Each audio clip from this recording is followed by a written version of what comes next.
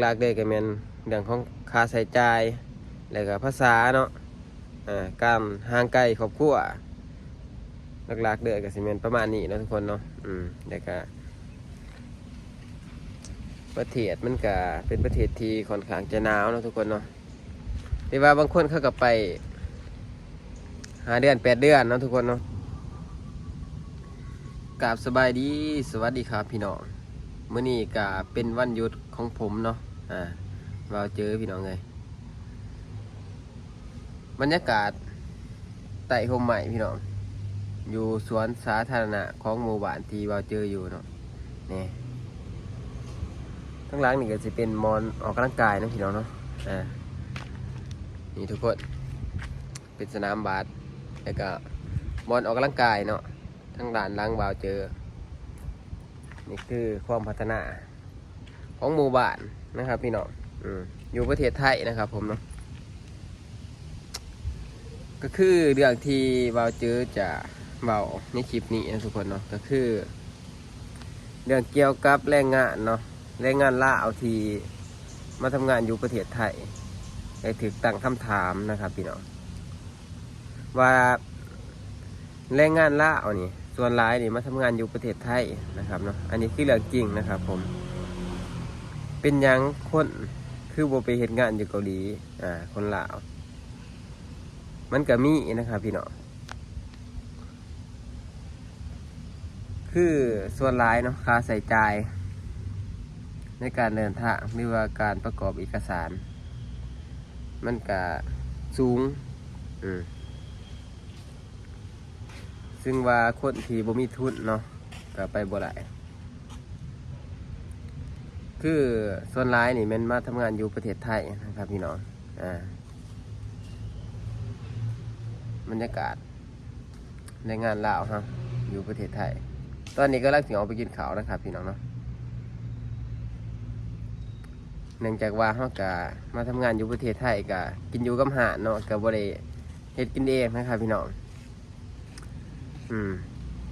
ก็ได้สิพากันออกไปกินข้าวนะครับเนาะนี่บรรยากาศสวนสาธารณะอากาศเย็นดีพี่น้องฮะกลางกำแพงมาบ่ทั้งนี้แหละย่างไปดีไปนี่บรรยากาศก็โอเคนะครับเนาะมาทำงานอยู่ไทยก็ถือว่าบริไกลจากบ้านหลายเนาะถ้าไปเห็นงานเกาหลีนี่พี่น้องถือว่าไกลแห้งเนาะเด็กก็ค่าใช้จ่ายหลายพี่น้องเลยถึงว่าคนลาวเขาก็ไปหลายคือกันเนาะแต่ว่าเงินเดือนนี่ก็สูงกว่ามันทำงานอยู่ไทยอยู่ก็หลายหมื่นเนาะทุกคนเนาะหลายหมื่นอยู่ต่อเดือนส่วนหลายนี่เช่นเขาเจ้าไปเฮ็ดงานเกี่ยวกับการ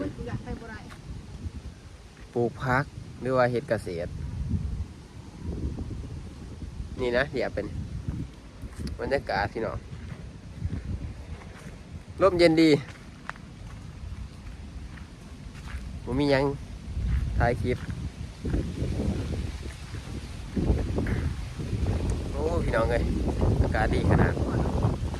ใช่นี่พี่น้องเราเจอกับวัฒนธรรมเข้ามาอันจะเถื่อนเลยบรรยากาศโอ้ปูสาดเนาะเหมาะสำหรับการนั่งกินส้มตอกส้มตำพี่น้องนี่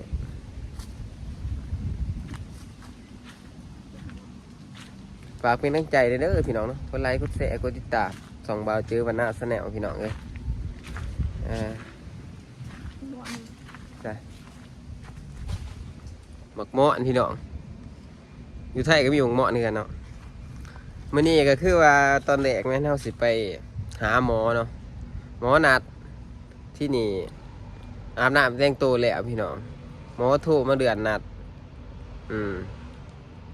ก็เลยบ่ได้ไปพี่น้องก็เป็นเดือนหน้าเนาะหมอเดือนนัดพี่น้องเลยอาการบ่ค่อยดีปานใดอันนั้นเนาะทุกคนเนาะคือสาเหตุที่ว่าคนลาวเฮาจึงเลือกที่จะมาทำงานอยู่ประเทศไทยหลายเนาะหลักๆเลยก็แม่น เรื่องของค่าใช้จ่ายแล้วก็ภาษาเนาะการห่างไกลครอบครัวหลักๆเด้อก็สิแม่นประมาณนี้เนาะทุกคนเนาะแล้วก็ประเทศมันก็เป็นประเทศที่ค่อนข้างจะหนาวเนาะทุกคนเนาะแต่ว่าบางคนเขาก็ไป5 เดือน 8 เดือนเนาะทุกคนเนาะแล้วแต่ก็คือไปเฮ็ดงานตามฤดูกาลเนาะเท่าที่เราเจอหูมาเนาะแต่ว่าเงินเดือนนี่ยอมรับว่ารายเงินเดือนสูงเนาะเงินเดือนแพงกว่าเฮามาทำงานอยู่ประเทศไทยเนาะนี่แหละพี่น้องเนาะคือคำถามที่หลายคนก็ได้พูดถึงเนาะคือค่าใช้จ่ายนี่สูงแฮงพี่น้องเลยสูงบ่ไหวเนาะแต่มันก็อีกอย่างหนึ่งมันก็ไกลจากบ้านเฮาหลายเนาะทุกคนเนาะก็ได้ตัดสินใจยากนะครับบรรยากาศพี่น้องอยู่ไทยก็โอเคแล้วเนาะอยู่นี่ก็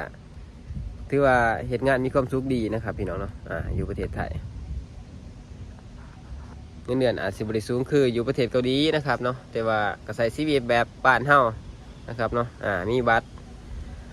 มีใบอนุญาตมีบัตร MOU ถูกต้องตามกฎหมายทุกอย่างนะครับผมก็ใช้ชีวิตกับบ่ได้เดือดร้อนผู้ใดนะครับเนาะเฮ็ดงานให้เจ้านายนะครับพี่น้องก็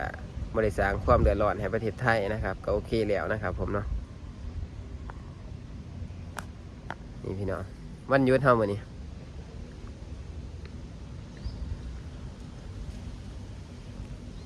บรรยากาศเย็นขนาดพี่น้องเลยจะเอาไปกินข้าวนะครับผมโอ้น้ำมันท่วมเลยหมกหม้ออันก็มีได้พี่น้องสมบ่ประเทศไทยกันน่าจะกันหมกหม้ออันกันมา